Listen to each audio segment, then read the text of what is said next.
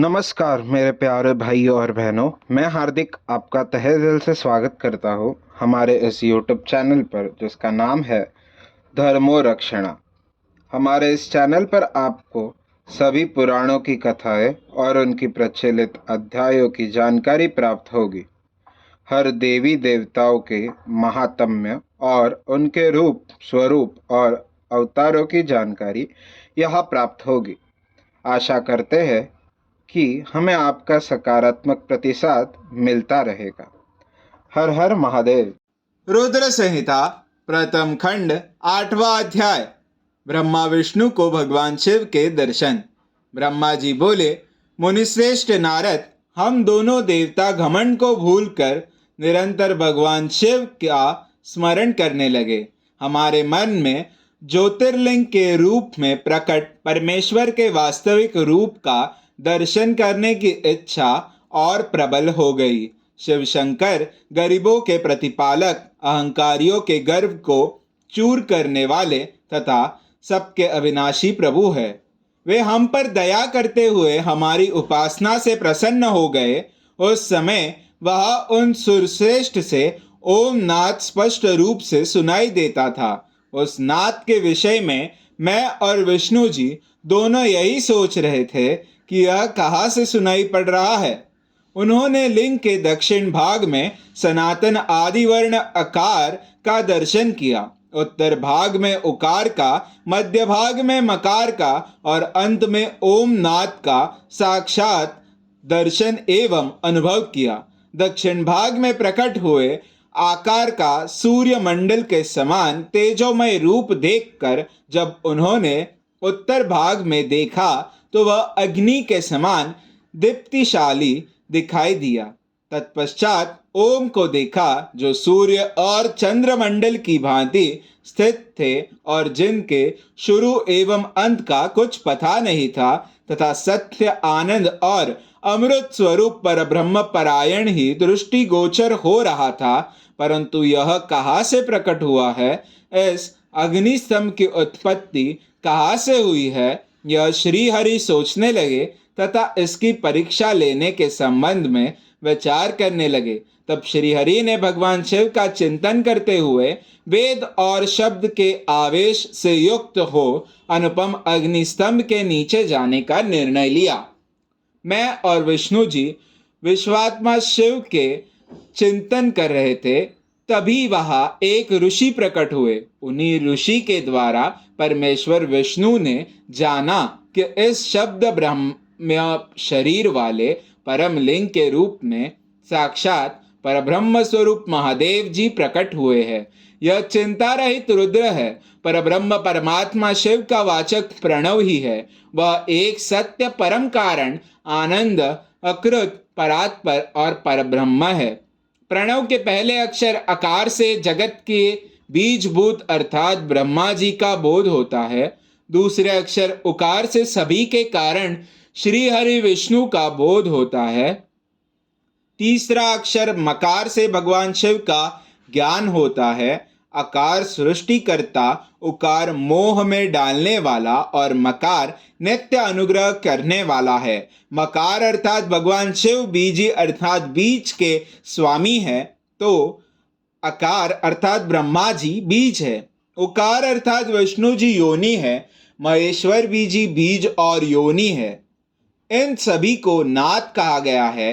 बीजी अपने बीज को अनेक रूपों में विभक्त करते हैं। बीजी भगवान शिव के लिंग से उकार रूप योनि में स्थापित होकर चारों तरफ ऊपर की ओर बढ़ने लगा। वह दिव्य अंड कई वर्षों तक जल में रहा। हजारों वर्षों के बाद भगवान शिव ने इस अंड को दो भागों में विभक्त कर दिया।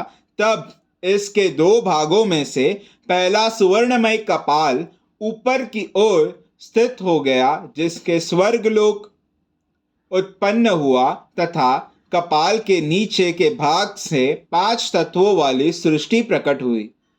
उस अंड से चतुर्मुख ब्रह्मा उत्पन्न हुए, जो समस्त लोकों के सृष्टा है। भगवान महेश्वर ही अ, उ व म त्रिविध रूपों में वर्णित है। इसलिए ज्योतिर्लिंग स्वरूप सदाशिव को ओम कहा गया है।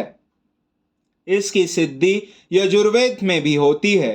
देवेश्वर शिव को जानकर विष्णु जी ने शक्ति संभूत मंत्रों द्वारा उत्तम एवं महान अभ्युदय से शोभित भगवान शिव की स्तुति करनी शुरू कर दी।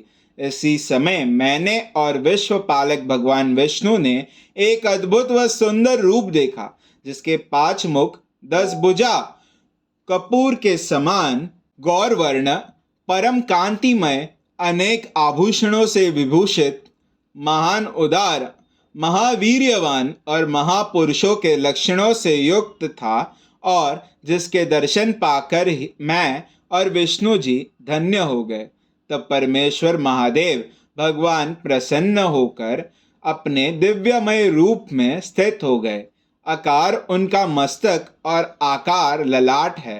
एकार दाहिना और ईकार बाया नेत्र है। उकार दाहिना और ऊकार बाया कान है। ऋषिकार दाया और ऋषिकार बाया गाल है। ली उनकी नाक के छिद्र है। एकार और एकार उनके दोनों होठ है। ओकार और औकार उनकी दोनों दंत पंक्तियां है। अ और आ देवाधिदेव शिव के तालु है। क आदि 5 अक्षर उनके दाहिने 5 हाथ है, और च आदि बाहे 5 हाथ है।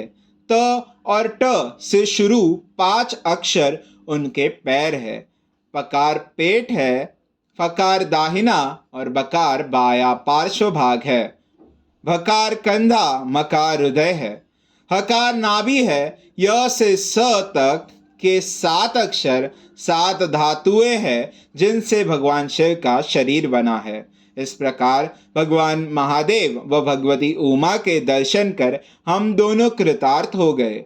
हमने उनके चरणों में प्रणाम किया। तब हमें 5 कलाओं से युक्त ओंकार जनित मंत्र का साक्षात्कार हुआ।